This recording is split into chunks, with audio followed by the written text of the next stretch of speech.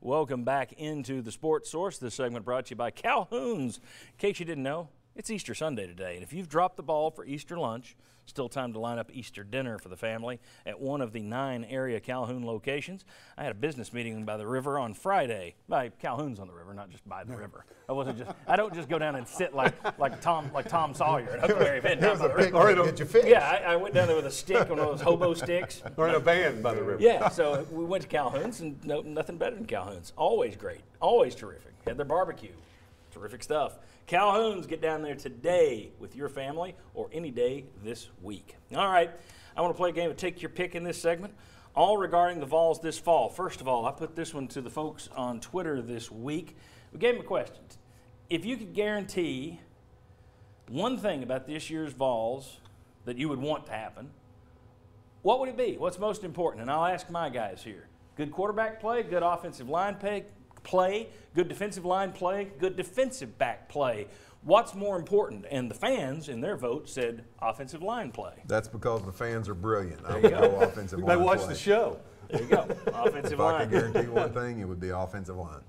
All right. I don't think you're going to get many disagreements on this because Jeremy Pruitt, even a couple of times this week, has mentioned that when the offense, all 11 players are executing, the quarterbacks are making throws, the receivers are making plays. What he's obviously saying indirectly there is when the offensive line gives them time, they're making plays. You've also got a block for your running backs that you don't know exactly what you're bringing back there. So I think that's a big part of it. The offensive line's got to play well. He credited the offensive line yesterday after practice, said it was probably their best growth in a practice-to-practice setting so far through spring practice.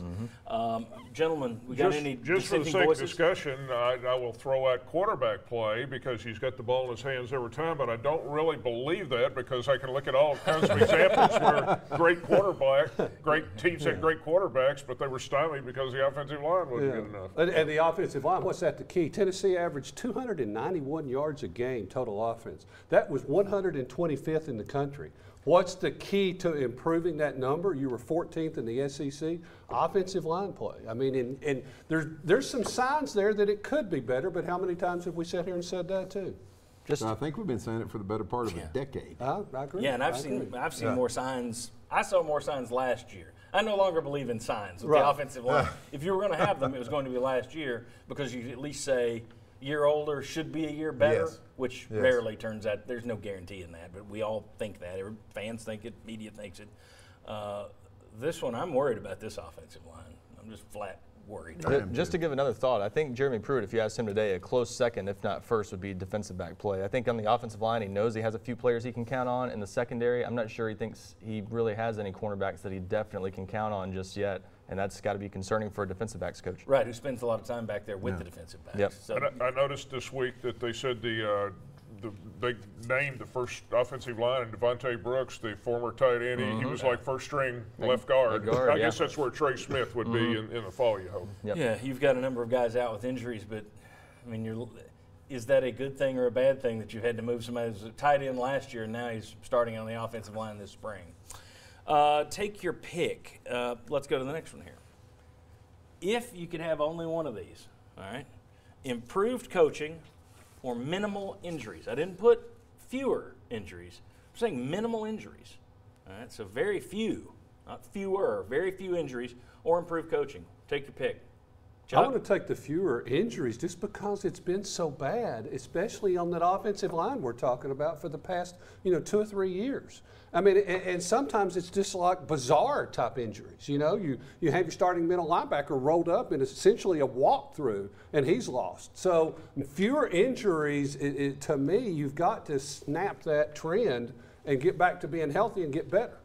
I just for the sake of argument, I'm going to say better coaching. I just want to see development.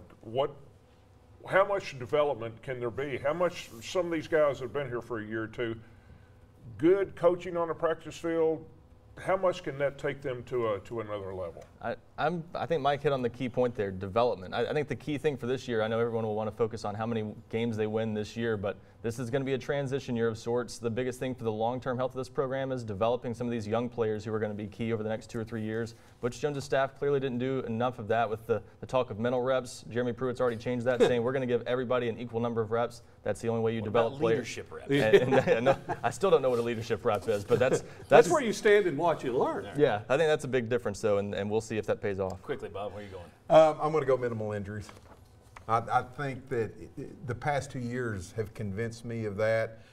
A lot of times I would go with you guys, but coming off what Tennessee's came off in 16 and 17, I'll go minimal. That's injuries. tough to develop when you're I on think- crutches. Yeah, I think Chuck's right. I mean, if you're over on the sideline, improved coaching doesn't do much good for you. So especially this year, when Jeremy Pruitt's already said he's going to be anywhere from 8 to 10 men under the scholarship limit. Now he's bringing in some one-year guys, so that may change. But you're still going to be thin. You're thin going in. Minimal injuries is key, in my view. But improved coaching wouldn't hurt. All right, when we come back, we're going to talk recruiting. This guy over here, Ryan Callahan, who you can't see now because you're on me. Ryan Callahan covers recruiting for GoVols247.com. He's going to talk to you about Tennessee commitments, Tennessee recruits to watch, and then are there any strategy changes? What's standing out about Jeremy Pruitt as compared to the last regime? Come on back on the Sports Source.